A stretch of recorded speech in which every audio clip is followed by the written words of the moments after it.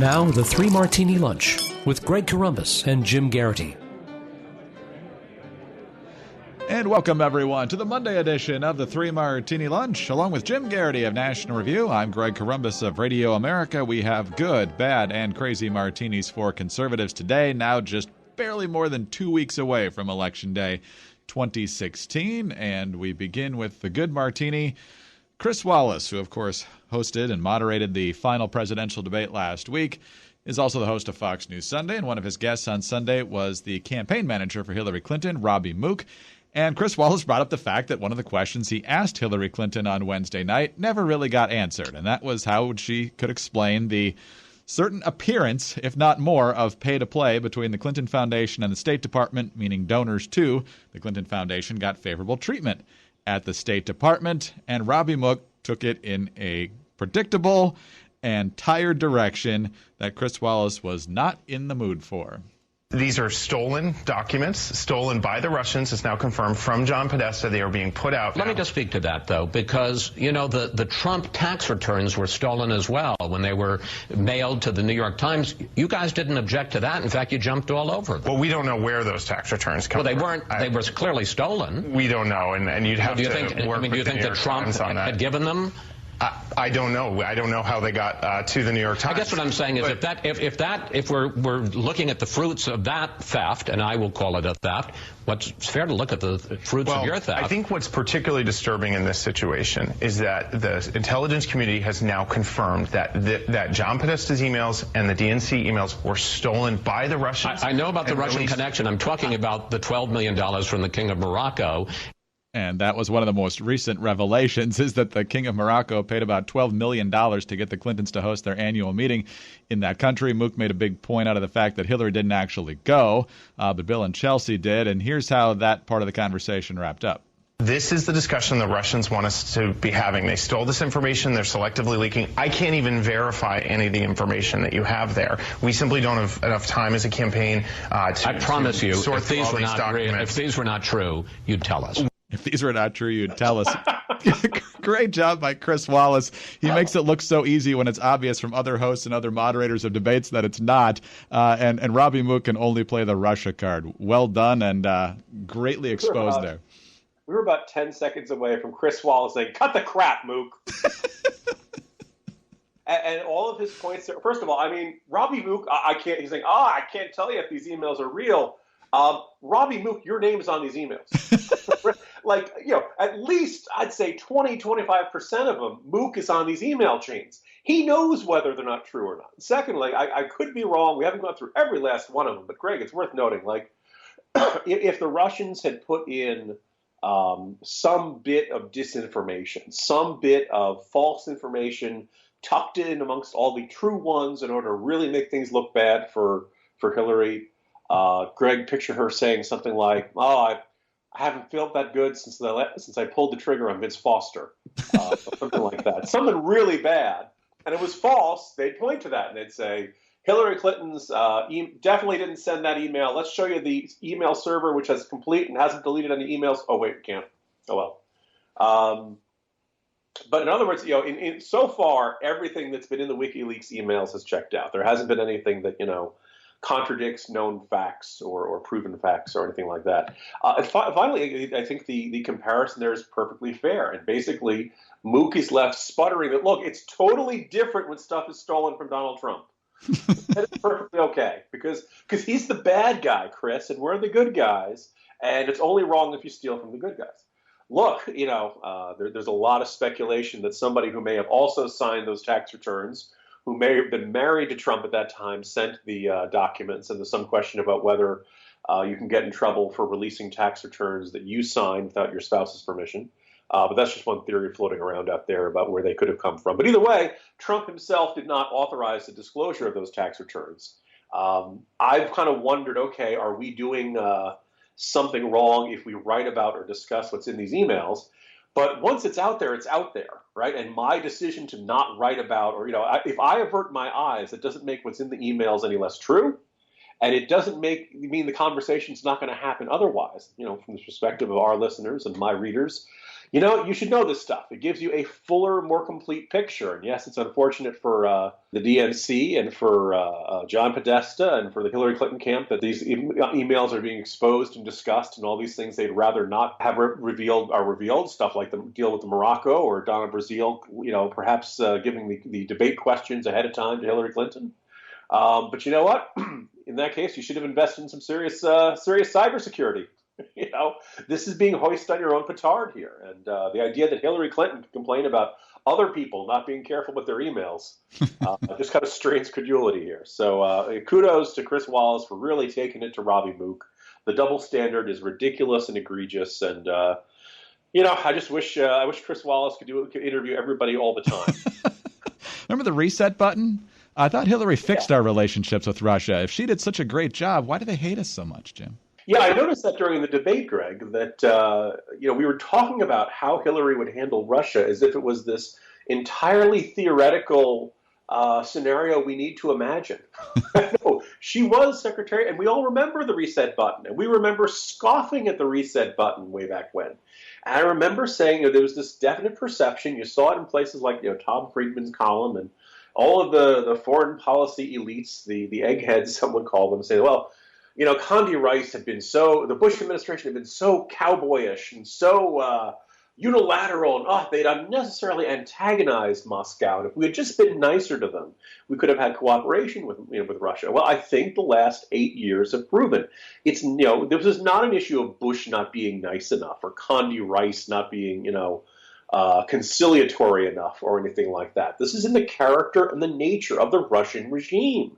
And it's been very clear for a long time to everybody. The guy who probably laid it out clearest was Mitt Romney, and Barack Obama in 2012 in that debate issued this, the 80s call. They want their foreign policy back, cue laugh track zinger. And that was the most wrong zinger in American political history, arguably. Because now, we were on, metaphorical DEFCON 1 with the Russians.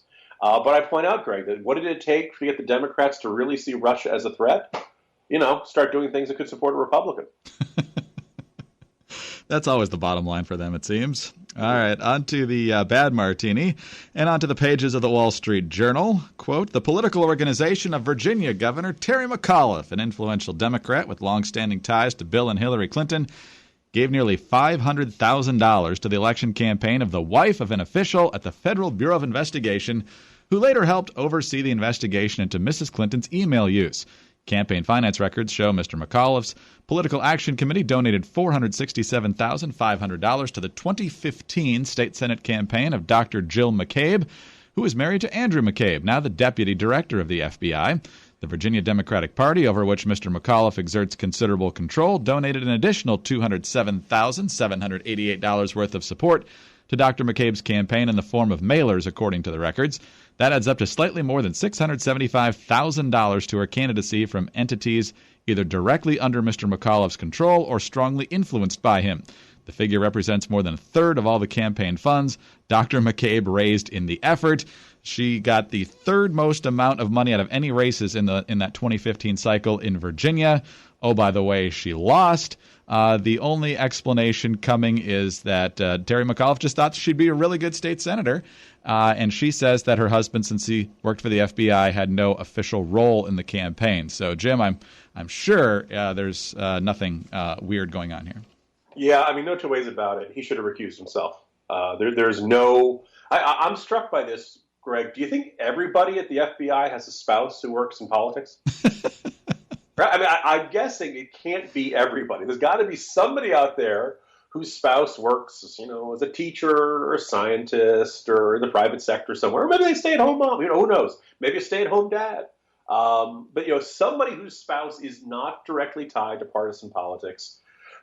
Do we know for certain that this large amount of money was given by McAuliffe to this state senatorial campaign in order to influence the FBI investigation? No, we don't, but it emits an odor. If you're the FBI, you're supposed to avoid even the appearance of impropriety. And in this case, having somebody who's overseeing the FBI probe, which comes to this very unusual decision.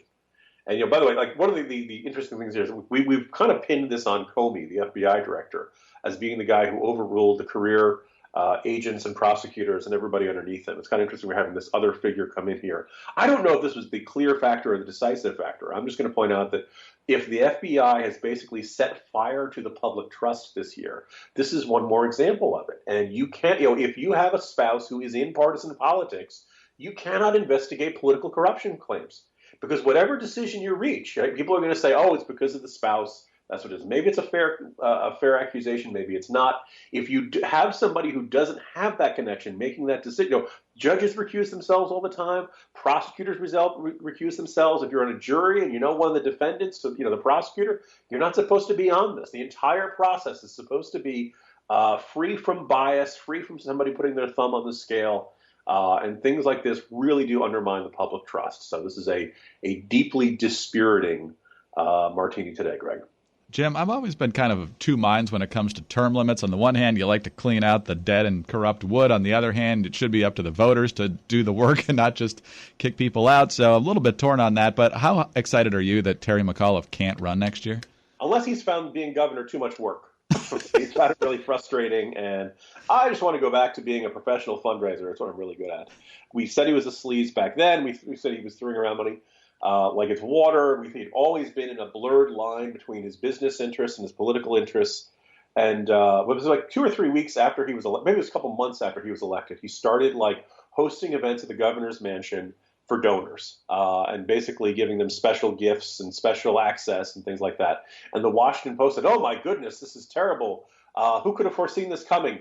You could have, Washington Post. You actually did some great reporting on this. And some of us have been banging the alarm from the very beginning. Visa for sale scheme, as Virginia officials had said regarding his EB-5 visa program. We all talked about this. We were all so clear about this. But there we go. So that's, we shouldn't be surprised by this. I don't think this is the decisive factor in this. I think, if you look at the totality of things, I think Comey was terrified of the FBI being seen as being political in a election year of off recommending an indictment of the Democratic nominee 2 or 3 weeks before the Democratic election. And he felt like if I publicly criticize her but I don't indict her, that's close enough. That's splitting the baby, and everything will turn out fine. And pretty obviously it has not. And as we looked at the notes from the FBI agents, there are 7 or 8 different ways you could have argued either obstruction of justice or lying to investigators or things like that. And deeply frustrating. I guess America knows what it's likely to get come November 8th. We'll see how the election year turns out. But the Clintons and McAuliffe are certainly finding ways to live down to their reputations in these final weeks. Jim, do you think it'll help me build any street cred with the millennials that we always speak so highly of if I say that Terry McAuliffe's lines are blurred worse than Robin Thicke's? Very good.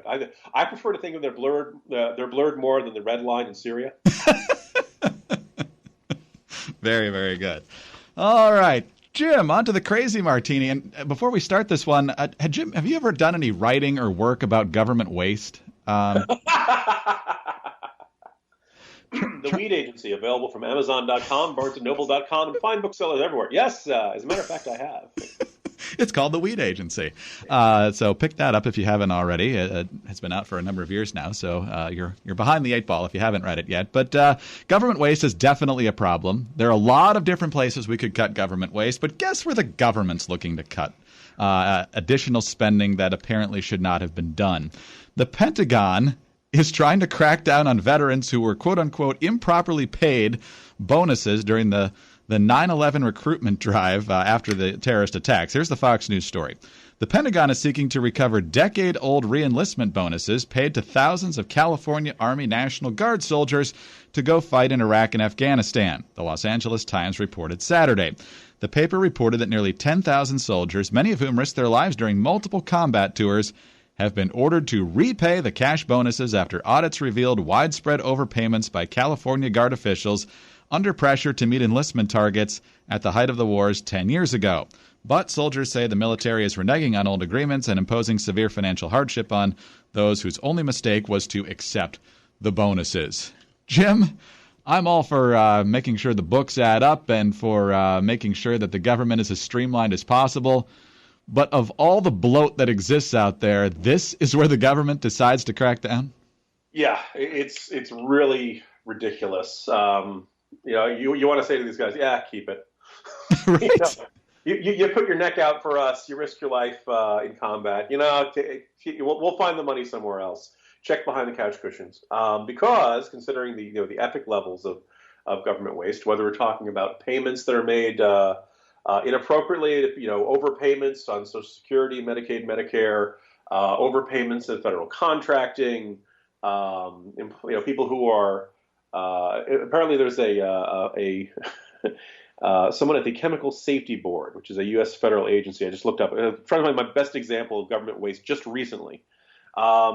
So there's a guy who was accused of creating a toxic work environment, retaliating against whistleblowers, 10 charges of misconduct against this manager, and he was placed on leave in June 2015. But he's still on the payroll, earning $158,000 because the action was never finalized by the board. So the guy's basically been paid for we're coming up now beyond a year. We're coming up probably about a year and 3 months, and not having to go to work and still getting paid. So let me take the money from that guy and give that to the veterans and let them keep their stuff because it's kind of ridiculous. So now they're going after these guys. So now this is the one bit of government waste they decided to go after. So typically infuriating of the federal government. This is the sort of thing that generates real, serious, legitimate anger at the federal government. And one of the things that's back during the Bush years, I used to hear from the folks at Daily Kos and liberal blogs like that conservatives so hate government that they're not committed to making it work. They don't care whether it works or not. And that's why you had Hurricane Katrina and all these cases of government waste and things under the Bush administration. Okay, fine. Barack Obama and the Democrats around him love government, right? They believe in government. They have total faith in government. As a result of that, they never hold anybody accountable. That's why you have things like the OPM hack. You have all these cases of egregious waste, the GSA blowing those fancy conferences in Vegas and one thing and another. They constantly believe in it. They're never willing to crack the whip and really get angry at people when they waste taxpayer money. So given a choice, I think it's time for the pendulum to swing back in the rightward direction. Give me the incompetent Republican managers who don't want to spend enough money, as opposed to the incompetent Democratic managers who want to spend too much money, but somehow claw the money back from veterans who've stuck their necks on the line for America. Absolutely disgraceful. Jim, have a good day. We'll do this again tomorrow. See you tomorrow, Greg. Jim Garrity of National Review. I'm Greg Corombos of Radio America. Thanks for being with us today, and please tune in again on Tuesday for the next 3 Martini Lunch.